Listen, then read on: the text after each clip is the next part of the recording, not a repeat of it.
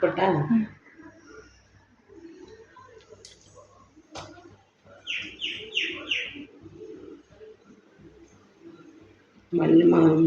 மிளகாத்தூள், மஞ்சத்தூள் ஆல்ரெடி போட்டாச்சு. மிளகாத்தூள்,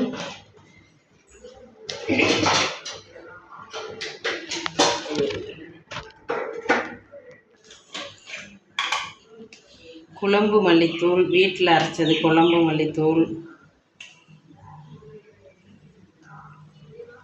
ஒரு 4 ஸ்பூன் போட்டுக்கலாம்.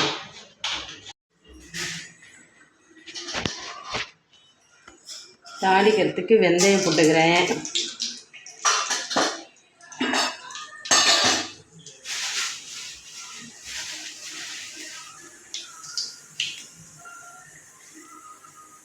கொஞ்சமாக கருவேப்பிலை போட்டுக்கிறேன்.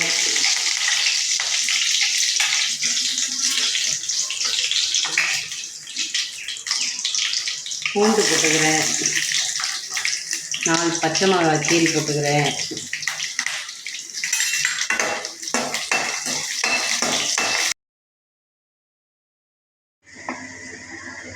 இப்போ தக்காளி போடுறேன்.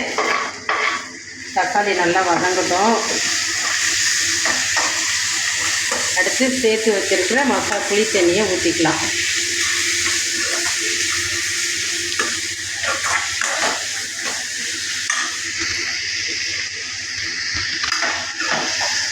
கொஞ்ச நேரம் நல்லா வதங்கட்டுங்க, அப்புறமா நான் காட்டுறேன்.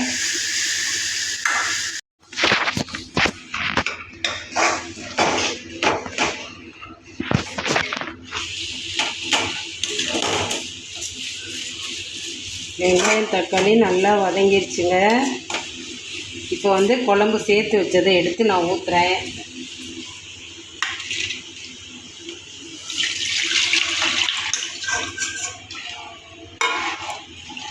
குழம்பு நல்லா கொதிட்டும் நம்ம மீனை போட்டு இறக்கிடுவோம்.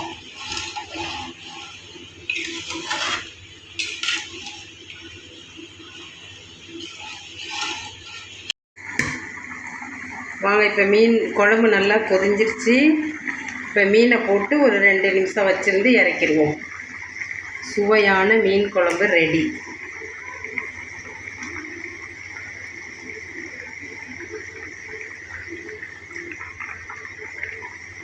நீங்களும் இதே மாதிரி ட்ரை பண்ணிவிட்டு சொல்லுங்கள் எப்படி இருக்குன்னு.